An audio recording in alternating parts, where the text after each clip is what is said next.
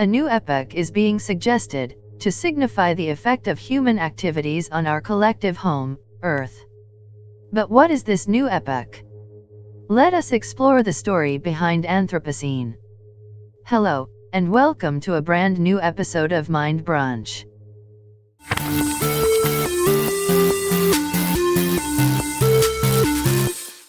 Time scale divides the Earth's history into ages, epochs, periods, eras, and eons, in ascending order of significance. A new epoch, the Anthropocene, has been added to the scale. The principal reason for Earth scientists' belief that the planet has shifted out of the previous epoch, the Holocene, lies in the rapid increase in the concentration of carbon dioxide in the atmosphere, and its spilling effects all through the Earth system. The system-changing forces of ocean acidification, species loss, and disruption of the nitrogen cycle add to the case. Human disturbance of the climate system is now evident from the start of large-scale coal burning, at the onset of the Industrial Revolution. The rise in atmospheric concentrations of carbon dioxide was measured for the next 150 years, but became severe after World War II. Long-term trends in global economic growth, resource use, and waste volumes show a sharp upturn after World War II, a period dubbed the Great Acceleration, and that continues today.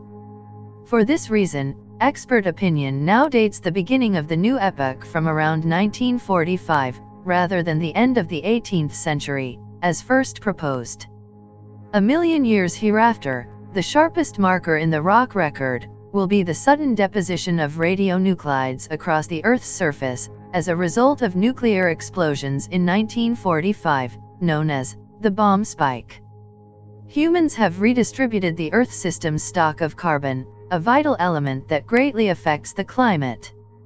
Large reserves of carbon, that had over millions of years been restrained as fossils, deep beneath the Earth's surface, have been dug up, burned, and released in the system, where they will remain mobile in the atmosphere, oceans, and biosphere.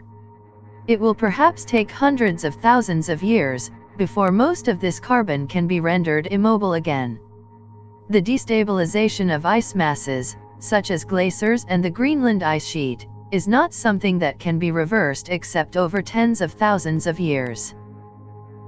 Experts are already suggesting that the changes caused by humans in recent decades are so profound and long-lasting that we have entered not a new epoch, but a new era, the Anthropocene era, on a parity with the break in Earth history brought by the arrival of multicellular life. Although scientists are engrossed with what the Anthropocene may mean for the future of humans, the present decades mark a transition in which Earth's biogeological history itself enters a new phase, because the Earth's history has become entangled with human history so that the fate of one determines the fate of the other. In all earlier cases, shifts from one division to the next in the geological time scale came about due to the gradual evolution of natural forces, or at times, a single massive event. These forces are insentient and involuntary, so that the feedback effects from one element to another are not filtered, but wield their influence directly. Yet, if the human imprint on the Earth system is so sweeping, it is a force primarily distinct from physical ones such as weathering, volcanism, asteroid strike, subduction, and solar fluxes. This new force of nature contains something radically different, the element of choice. Global anthropogenic impacts, such as surges in carbon dioxide in the atmosphere, and disturbance to the nitrogen cycle, do not just happen, but are the consequences, intended or otherwise, of decisions taken by human minds. Humankind is perhaps better described not as a geological force but as a geological power, as unlike forces of nature, it is a power that can be withheld, as well as exercised. The uncertainty about how humans will behave is the primary reason for the wide variation in projections of global warming over the 21st century.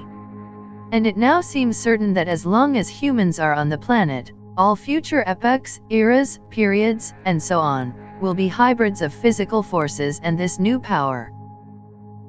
Some leading scientists note that, If society does not respond soon to the signs of climate disruption, then it may be necessary to upgrade the Anthropocene from an epoch to a period, or even to a new era, called the Anthropocene era. This will succeed the current era, the Cenozoic, which began 66 million years ago. The convergence of human and Earth histories in the Anthropocene means that, contrary to attempts in making ourselves free of the natural world, our future is tied to the fate of the Earth. Our disturbance of the Earth system has rendered it more unstable and unpredictable. While industrialism's essential aim has been to bring the natural world under human supervision, in practice, the effect has been to leave it less controllable. Floods, famine, fires, and epidemic can no longer be purely natural. What we might now ask, does it mean to write insurance policies, exempting the insurer from liability for the legally termed acts of God? Humankind is now confronted with a momentous decision. To attempt to exert more control so as to subdue the Earth with greater technological power, which is the express purpose of some forms of geoengineering. Or to draw back and practice humility, with all of the social consequences that would follow. The idea of the Anthropocene was perceived by Earth system scientists to capture the very recent rupture in Earth history, arising from the impact of human activity on the Earth system as a whole.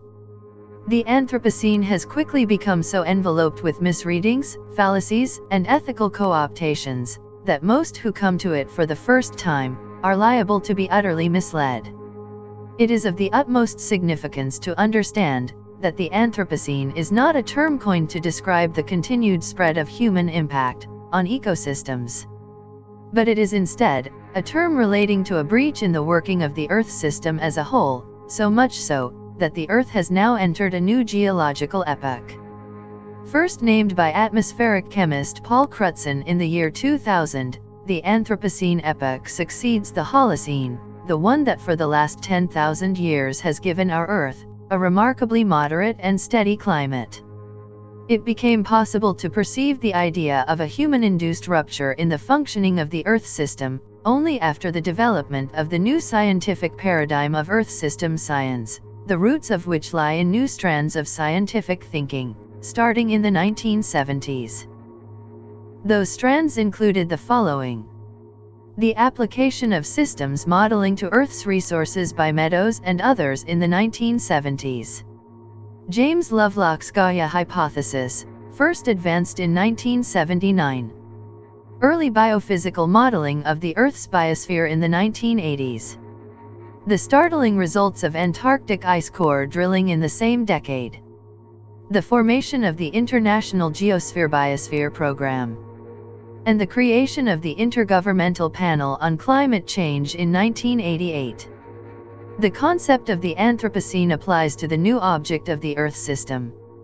One may ask, haven't scientists, and before them, natural philosophers, conceive Earth as a functioning system for much longer than, maybe as early as the 18th century? The answer is, no.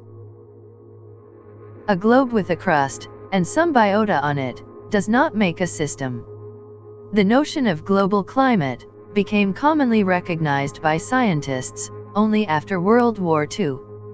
Climate had earlier been considered a local and regional phenomenon. In the 19th century, the climate was understood as the long-term average of the weather in a region or country. The new Earth system thinking that emerged fully in the 1990s and 2000s is the integrative meta-science of the whole planet, understood as a unified, complex, and evolving system, beyond the sum of its parts. It is a transdisciplinary and holistic approach, integrating earth sciences and life sciences, as well as the so-called industrial metabolism of humankind, all within a system's way of thinking, with special focus on the non-linear dynamics of a system. It represents a markedly novel way of thinking about the Earth that supersedes ecological thinking, which is the biological science of the relationships among organisms, and between communities of organisms and their local environments. While ecology studies the local and regional, Earth system science studies the Earth as a total system. Remarkably, the new concept of the Earth system encompasses and transcends previous objects of study such as the landscape, ecosystems, and the environment. It is the Earth taken as a whole, in a constant state of movement, driven by interconnected cycles and forces, from the planet's core to the atmosphere and out to the moon, and powered by the flow of energy from the sun. It is a single, dynamic, integrated system, and not a collection of ecosystems. Earth system science is the name for systematic thinking about the new object of the Earth system, which is not the same object to which ecological thinking is properly applied. The Anthropocene is unequivocally not a new name for a more intense phase of human disturbance of local and regional ecosystems. The concept was envisioned in the year 2000, to capture the qualitative leap from conflicts of ecosystems, to disruption of the Earth system. If a paradigm is a distinct set of assumptions and patterns of thought, then there can be little doubt that Earth system science meets the criterion.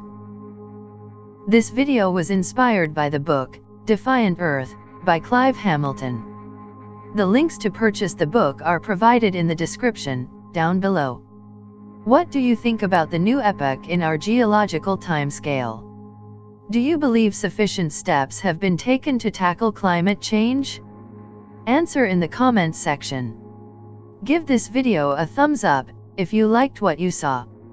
Also, share and subscribe to the channel. Don't forget to follow us on the social media networks. Thank you for watching this episode of Mind Brunch.